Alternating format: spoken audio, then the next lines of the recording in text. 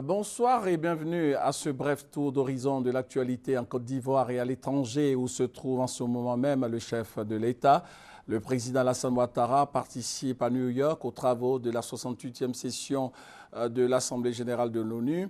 À la tribune des Nations Unies ce matin, au cours du deuxième débat général, le président Alassane Ouattara s'est prononcé sur le programme de développement de l'après 2015 et dans son intervention, le président ivoirien a invité la communauté internationale à planter le décor d'un développement économique et social qui réponde aux attentes mais surtout aux aspirations des populations. Le président en exercice de la CEDEAO a indiqué que le monde a besoin davantage de solidarité pour atteindre les objectifs du millénaire pour le développement. Nous vous proposons d'écouter un extrait de l'intervention du président de la République à la tribune des Nations Unies. Le thème retenu par la présente session, à savoir le programme de développement de l'après 2015, plantons le décor, nous interpelle tous, individuellement et collectivement, sur notre capacité à relever le défi du développement.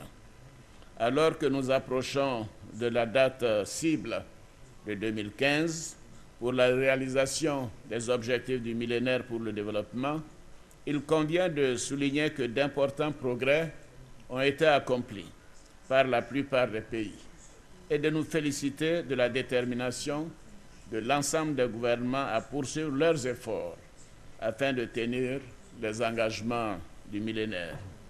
Même si beaucoup reste à faire et que les progrès affichés peuvent masquer des réalités nationales et régionales diverses, la dynamique actuelle semble irréversible, en dépit d'un contexte économique particulièrement difficile.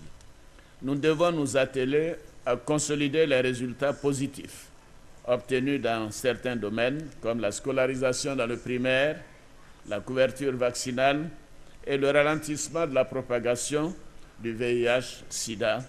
Nous devons également résoudre les questions de sécurité alimentaire, de sécheresse, d'accès à l'eau potable et de lutte contre la pauvreté qui continuent d'être des sujets de préoccupation majeure pour nos États. Monsieur le Président, en adoptant les objectifs du millénaire pour le développement, nous avons la responsabilité collective et l'ambition d'améliorer les conditions de vie de nos concitoyens et d'accélérer ainsi le développement de nos pays. En ce qui concerne mon pays, la Côte d'Ivoire, la réalisation des objectifs du millénaire pour le développement, qui stagnait en raison de la crise sociopolitique, connaît aujourd'hui une dynamique nouvelle grâce aux bonnes performances de notre économie. Nous reviendrons sur ce message du chef de l'État au journal de 20 h. Dans l'actualité sur place en Côte d'Ivoire, la poursuite du dialogue ivoiro-ivoirien. Une délégation de l'ex-parti au pouvoir, le FPI, le Front populaire ivoirien, a échangé avec le Premier ministre Daniel Kablan-Duncan. La concertation a tourné autour de l'intérêt général du pays.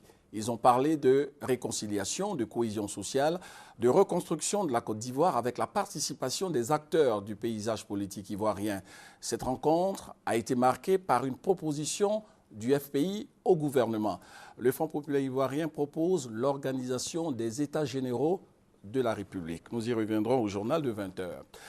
L'actualité sur le continent africain, c'est aussi la situation qui prévaut au Kenya. Après l'attaque du centre commercial revendiqué par les Shebabs somaliens, qui a duré 3 jours, le président kenyan Uhuru Kenyatta a décrété 3 jours de deuil national. Le dernier bilan qui fait état de 61 morts parmi les civils devrait s'alourdir. La Croix-Rouge parle de plus de 60 personnes disparues. L'identité précise des assaillants reste encore inconnue. En Guinée, à quelques jours des élections législatives prévues le samedi 28 septembre prochain, pouvoir et opposition s'accusent mutuellement d'entretenir des violences. Rappelons que des affrontements entre jeunes de communautés différentes ont eu lieu ces derniers temps. Plusieurs maisons ont été brûlées et d'autres pillées. La Guinée a connu ces derniers mois des manifestations qui ont dégénéré un débordement meurtrier avec des victimes en majorité au sein de l'opposition. Fin de ce flash, restez sur RTI 1, le programme se poursuit. On se retrouve à 20 h pour le point complet de l'actualité nationale et internationale.